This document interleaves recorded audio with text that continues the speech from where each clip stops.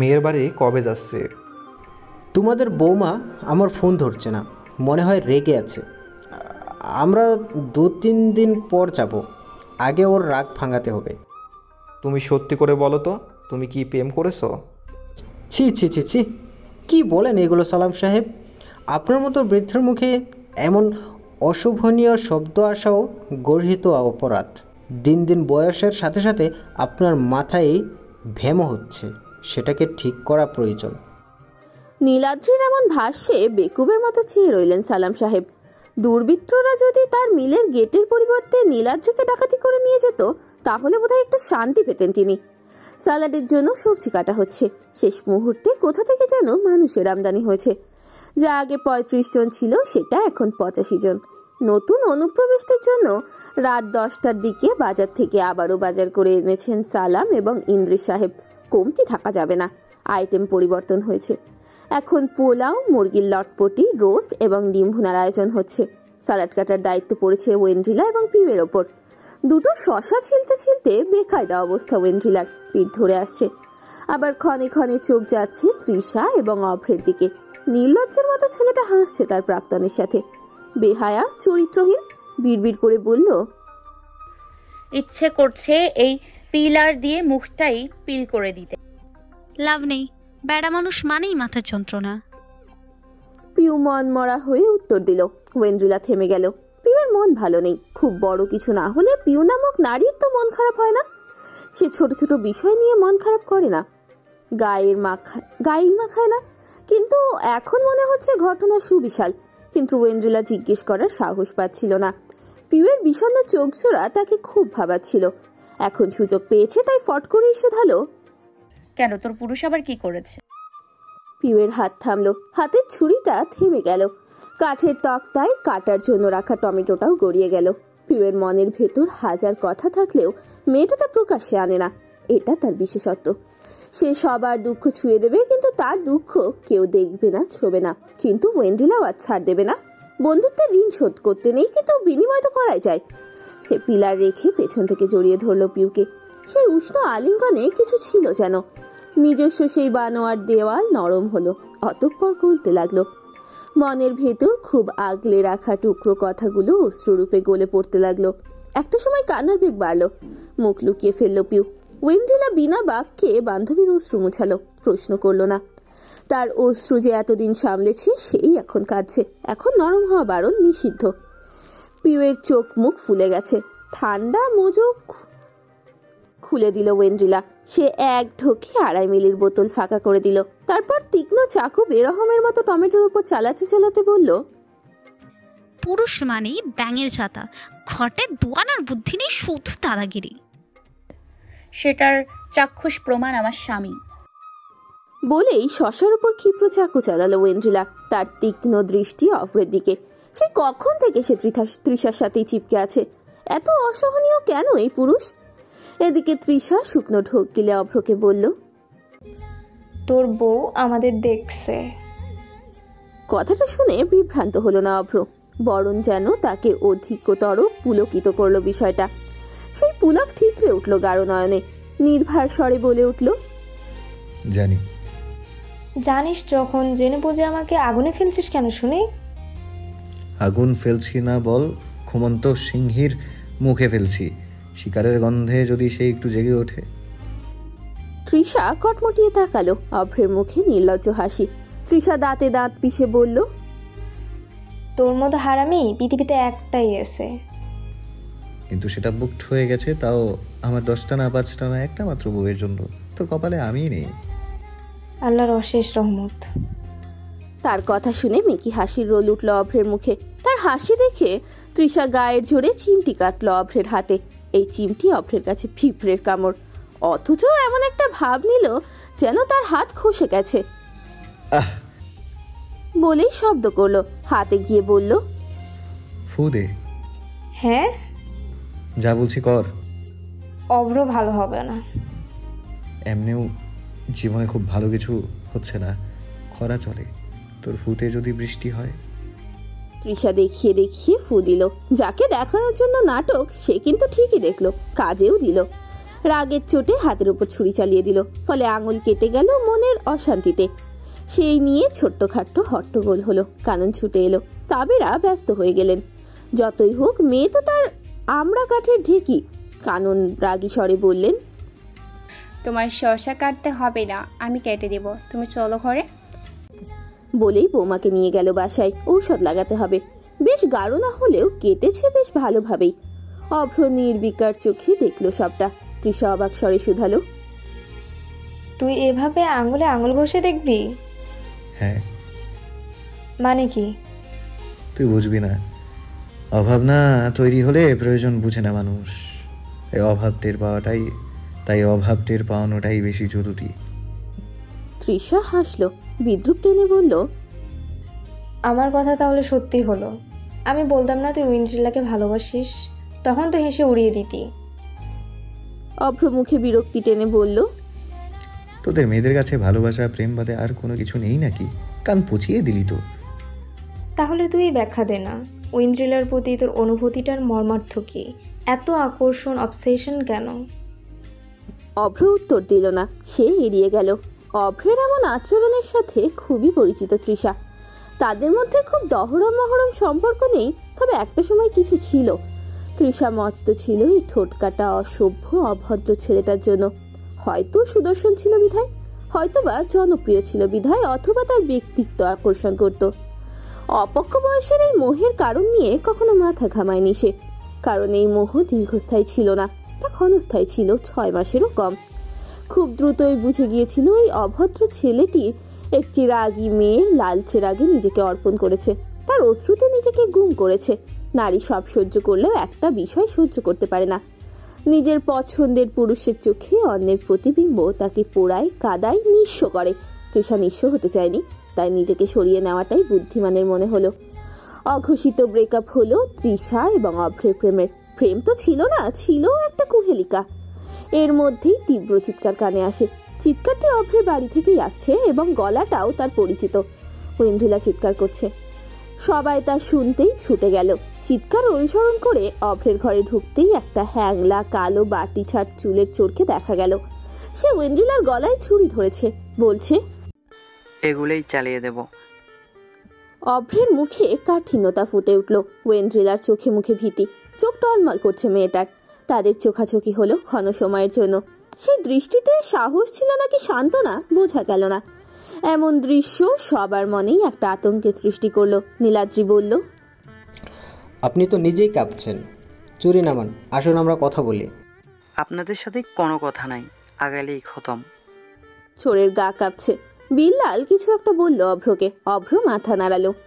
অন্য সময় হলে সে এক থাবা দিয়েই তাকে কাট করে ফেলতে পারত, কিন্তু এখন তা সম্ভব নয়, কারণ সে ছুরিটা ওয়েন্ড্রিলার গলায় ধরে রেখেছে।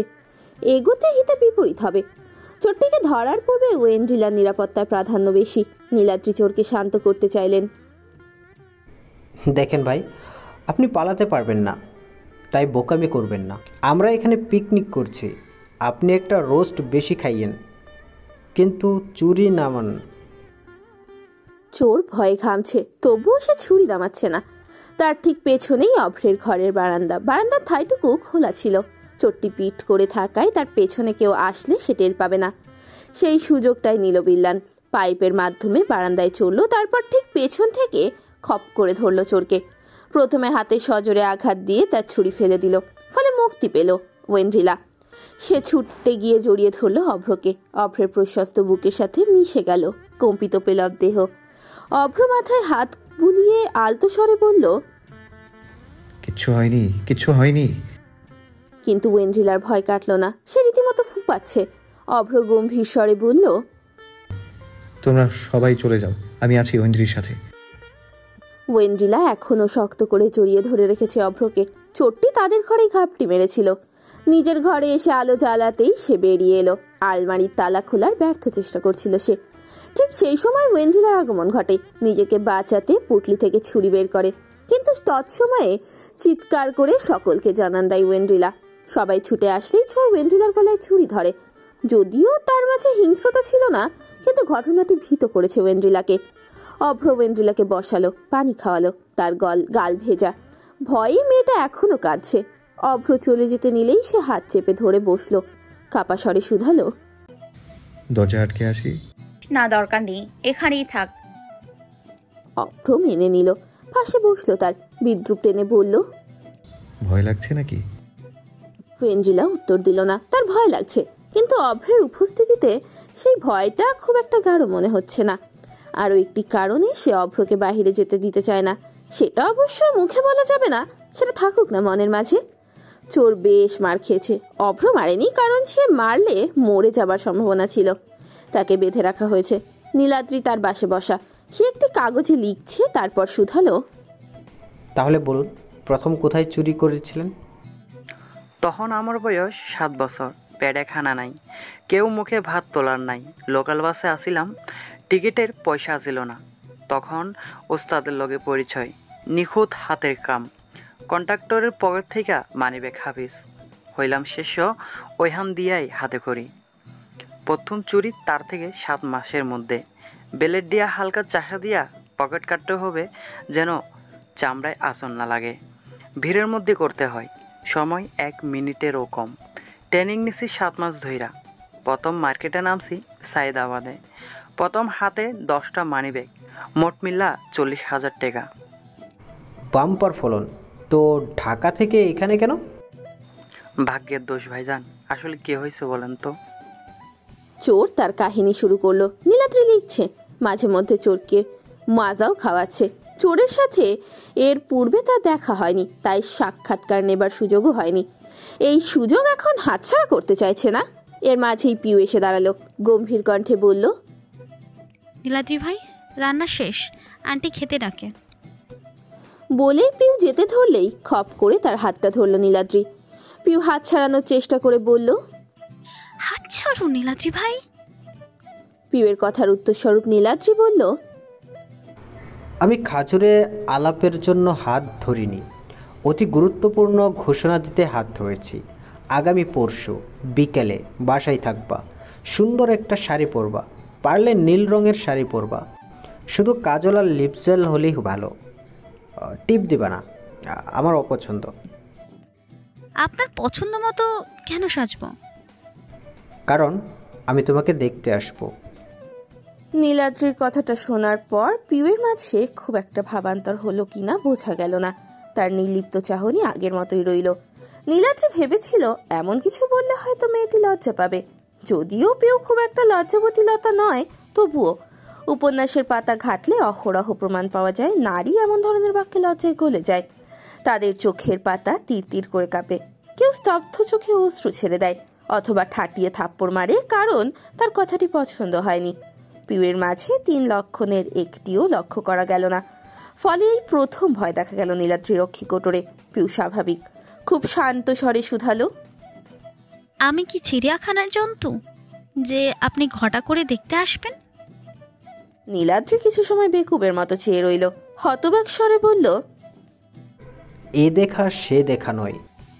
পিউ এবার একটু এগিয়ে এলো, তাদের মধ্যেকার দূরত্ব ঘুচিয়ে শুধালো, এ দেখা কোন দেখা নীলাদ্রি ভাই? তুমি কি সত্যি এতটা অবুঝ পিউ, নাকি ভান করছো? হতে পারি দুটোই। নীলাদ্রি শুকনো ঢোক গিলল, তার কপাল ঘেমে গেছে, বুক ধড়ফড় করছে। লক্ষণগুলো রক্তচাপ বেড়ে যাওয়ার, ঘাড় টনটন করে ব্যথা করছে। নীলাদ্রির এমন অনুভূতি হয়েছিল ইন্টার পরীক্ষার বায়োলজির দিন। হুট করে মনে হচ্ছিল সে কিছুই পারে না। প্রশ্নগুলো কাগজ থেকে উঠে নৃত্য করছে। এই প্রশ্নগুলো পৃথিবীর প্রশ্ন নয়, মহাজাগতিক কিছু। এই অনুভূতিটা আবারও হচ্ছে। তবুও কাঁপা কাঁপা কণ্ঠে বলল, আমি বিয়ে করবে পিউ। আমি জানি তোমার জন্য আমি একেবারে অযোগ্য মানুষ। আমার মতো পাগল ছাগলকে বিয়ে করা আর গাছের সাথে জীবন কাটানো একই। প্রেমিক, প্রণয়ন শব্দগুলো আমার জন্য বৃথা। তবুও আমি তোমাকে চাই, আমার স্ত্রী রূপে, আমার বন্ধু রূপে, আমার জীবন সঙ্গিনী রূপে। তোমাকে নিয়ে ভাবলেই মনে হয় আমি যেন এক অলীক জগতে হাঁটছি, যেখানে তোমার প্রতিটি কথা, প্রতিটি হাসি, প্রতিটি স্পর্শ আমাকে নতুন করে বাঁচার অনুপ্রেরণা দেয়। আমার পৃথিবী তোমার চারপাশে অবর্তিত হয়, আর তুমি ছাড়া সেই পৃথিবী যেন নিঃসঙ্গ বিবরণ। তোমার অনুপস্থিতিতে আমি যেন এক শূন্যতায় ভেসে থাকি, আর তোমার উপস্থিতি আমার সমস্ত অস্তিত্বকে পরিপূর্ণ করে দেয়। তুমি আমার ভেতরের প্রতিটা না বলা কথার উত্তর, প্রতিটি নির্জন মুহূর্তের সঙ্গী। আমি সইতে পারি না তোমার হাসিটুকু অন্য কারোর জন্য হোক। আমি তোমার প্রেমে পড়িনি পেও, আমি তোমাকে হয়তো পুজি। নীলাদ্রির কণ্ঠ কাঁপছে, তার চোখ ছলছল করছে। অন্য প্রান্তের মানুষটি ঠোঁট কামড়ে ক্রুদ্ধ নয়নে তাকিয়ে আছে। ধরা স্বরে শুধু কোনো মতে বলল, খেতে আসুন। নীলাদ্রির শক্ত বাঁধন তত সময় ঢিলে হয়ে গিয়েছিল, ফলে হাত ফসকে গেল কোমল হাতখানি। পিউ এক প্রকার ছুটে পালালো। নীলাদ্রি তাকিয়ে রইল সে যাওয়ার পথে। আলো আধারে ল্যাম্পপোস্টের নিচে মেয়েটিকে মনে হলো সে যেন কোনো মহাকাব্যের শেষ পঙ্ক্তি। চোর মহাশয় এত সময়ে মুখ খুলল যেন। ভাইজান, আপনার পছন্দ বালা, তয় আপনি একখান বলত। আমি জীবনে কাউরে এমনি বিয়ের প্রস্তাব দিতে দেখি নাই। নীলাদ্রি হতাশ দীর্ঘশ্বাস ছাড়ল। এই প্রথম আফসোস হলো প্রেমিক পুরুষ না হওয়ায়। অভ্রের জানালাটা খোলা, হালকা বৃষ্টি মিশ্রিত ভেজা বাতাস প্রবেশ করছে খোলা জানালা দিয়ে। অভ্র দাঁড়িয়ে আছে সেখানে। তার জানালা দিয়ে ওয়েন্ড্রিলার আলোহীন ঘরটি ব্যতীত শুধুই আকাশই দেখা যায়, কৃষ্ণ আকাশ। চাঁদ নেই আজ, তাই আকাশটিকেও আজ বড্ড পাঞ্ছে লাগছে। অভ্র ভস ভস করে নিকোটিনের ধোঁয়া ছাড়ছে। সিগারেটের গন্ধ সহ্য হচ্ছে না ওয়েন্ড্রিলার, কিন্তু কিছু বলতেও পারছে না, কারণ তাকে তো সেই আটকে রেখেছে। বারান্দার দরজাটাও নিজেই বন্ধ করে রেখেছে, যদি আবারও চোর আসে। চোরের আতঙ্কটা একটু বেশি জেঁকে বসেছে হৃদয়ে। অন্যদিকে সেই সুযোগটা নিয়েই অভ্র রুমের ভেতর ভসভস করে সিগারেটটা শেষ করে না নিভিয়েই ফিল্টারটুকু ফেলে দিল। ওয়েন্ড্রিলার সাথে সাথেই বলল, নিভাসনি তো, আগুন ধরে গেলে। ড্রেনে পড়েছে, আগুন ধরবে না। তুই তো সব জানতাস শমশের। অভ্র পারফিউম দিয়ে সিগারেটের ঝাঝালো গন্ধকে অপসারণ করার চেষ্টা করলো। এর মাঝেই কানন এলো খাবার নিয়ে। ট্রে রাখতে রাখতে হুকুমের স্বরে বলল, অন্দিরাকে খাইয়ে দে। ওর হাতে কি নেবা হয়েছে নাকি? ঠাটিয়ে চর লাগাবো। ওর হাত কেটে গেছে, দেখিসনি? ওপরে কি, তার উপরে কি ভয় না পেয়েছে। আমার তো আত্মা খাস্তা ছাড়া হয়ে গেছিল। চোরটা গবেট বলে ভয় পেয়ে গেছিলাম, যদি সত্যি সত্যি গলায় ছুরি বসিয়ে দিত। অভ্র চুপ করে রইল। কানন ওয়েন্ড্রিলাকে 3 বার আয়াতুল কুরসি পড়ে ফু দিলেন। ওয়েন্ড্রিলাকে সাহস দিয়ে বললেন, ভয় পাবে না কেমন? ভয় লাগলে ডেকো, দরকার হলে আমি রাতেই তোমার সাথে ঘুমাবো, ঠিক আছে? ওয়েন্ড্রিলা মাথা নাড়ালো। অভ্র বিরক্তি টেনে বলল, কোনো দরকার নেই, ও এখন ভয় পাচ্ছে। আর পেলে আমি দেখে নিব। তুমি নিচে যাও, আনন্দ করো। কানন ঠোঁট উল্টে বলল, চোর বেয়াদবটার জন্য তোদের পিকনিকটা নষ্ট হয়ে গেল। ইস, কি যে খারাপ লাগছে। আপনি মন খারাপ করবেন না মামুনি, অভ্র তো আছে এখানে, আপনি মজা করুন। আমার জন্য আপনাদের আনন্দ মাটি হলে আমি কষ্ট পাবো। শুনেছো তো, এবার নিচে যাও মা। একরকম জোর করেই অভ্র তাকে ঘর থেকে বের করে দিল। দরজার ছিটকে নিয়ে আটকে বসলো ওয়েন্ড্রিলার পাশে। হাত পেছনে হেলান দিয়ে শুধালো, খাইয়ে দিতে হবে? আমি কারোর দয়া চাইনি, এত অসুবিধা হলে বাদ দে, আমি খেয়ে নিব। অভ্র সরু চোখে তাকালো, তারপর হাত ধুয়ে প্লেট হাতে নিল। পোলাওয়ের সাথে মুরগির লটপটি এবং ডিম নিল। মুরগির রোস্টটা দেখতে উৎমাত্রাতিরিক্ত লাল লাগছে। ওয়েন্ড্রিলা ঝাল খেতে পারে না বেশি, তাই শুধু মাংসটুকুই নিল। সে ডিমের কুসুম পছন্দ করে, তাই নিজের ডিমের কুসুমটাও প্লেটে নিল। ব্যাপারটা লক্ষ্য করলো ওয়েন্ড্রিলা, প্রশ্ন করলো, তুই খাবি না? জিম শুরু করব ভেবেছি, তাই কুসুম খাওয়া ছেড়ে দিব। জিম করা লাগবে কেন? এমনিই তো বেলুনের মতো ফোলা হাত পা, গলায় পড়লে দম বের হবার জোগাড়। এটাকে ফিট হওয়া বলে। নাও, হাঁ করো। বলেই লোকমা তুলে দিল অভ্র। ওয়েন্ড্রিলার বা হাত কেটেছে, তাও সে ফিট বাবুর মতো বসে বসে অভ্রের হাতে খেতে লাগলো। কেন যেন মন্দ লাগলো না, বরং এক অবর্ণনীয় তৃপ্তি যেন। ওয়েন্ড্রিলা পা গুটিয়ে অভ্রের দিকে ফিরে বসলো। গাল ভর্তি খাবার নিয়ে চিবাতে চিবাতে বলল, হ্যালো গাইস, ভিডিওটি ভালো লাগলে একটু লাইক করে দিও, আর অবশ্যই কমেন্ট করে জানাও ভিডিওটি তোমাদের কেমন লেগেছে। আর ভিডিওটির পরবর্তী পার্ট খুব তাড়াতাড়ি আসবে। তো যারা এখনও চ্যানেলটিকে সাবস্ক্রাইব করোনি, প্লিজ পরবর্তী পার্টগুলো দেখার জন্য চ্যানেলটিকে সাবস্ক্রাইব করে পাশে থাকা বেল আইকনটি প্রেস করে দিও। ধন্যবাদ সবাইকে, আমাদের সাথেই থেকো।